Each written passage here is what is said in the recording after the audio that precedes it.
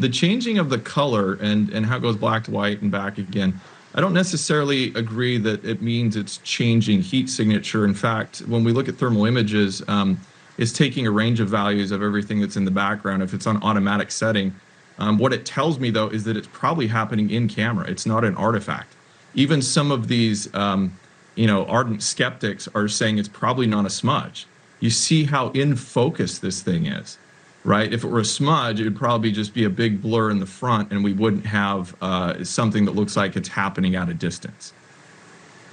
Yeah, the smudge part I feel is the first thing we could rule out.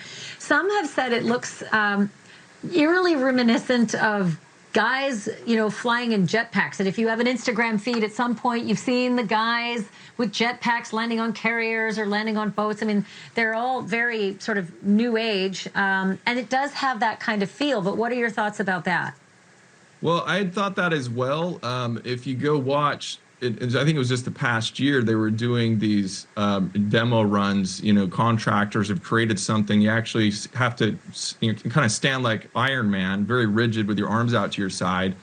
And they have these jets on their arms, on the feet, and they can bring stuff from ship to shore.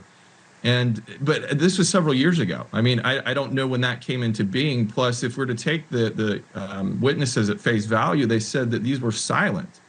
And also, don't forget, Ashley, remember this summer we covered the Peruvian alien story where the witnesses were describing jetpack-like beings that had come down and done things. So I don't really know, but it's very strange. Strange indeed. Do you, with your background, I asked the same thing of Nick Pope, do you gravitate towards this being a potential, alien UAP, or do you gravitate towards this being something that might be foreign spycraft and extraordinarily sophisticated and something that we really should be concerned about? Well, I can say this much. I could probably, give me some time, I could recreate this with a drone. We could dress it up in a ghillie suit. We could fly it, make it look like this, maybe a cluster of balloons, but it would be a very elaborate hoax.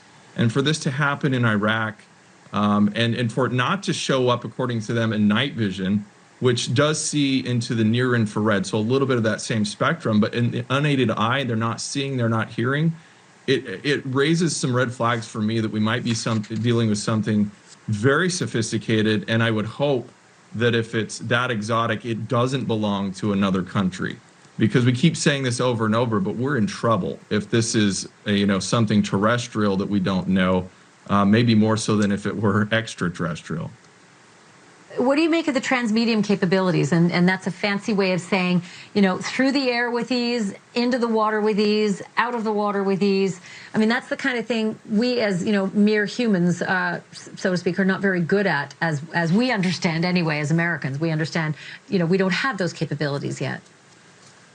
We don't, to the public's knowledge, especially, taking something that it's supposed to be moving through water and then suddenly take to the air. It takes different propulsions, different lift systems.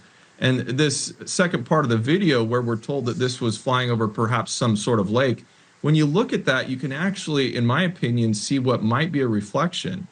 And that reflection does happen in thermal imaging where, like a mirror or water, you'll get that. So again, it tells me something's happening very close to the water.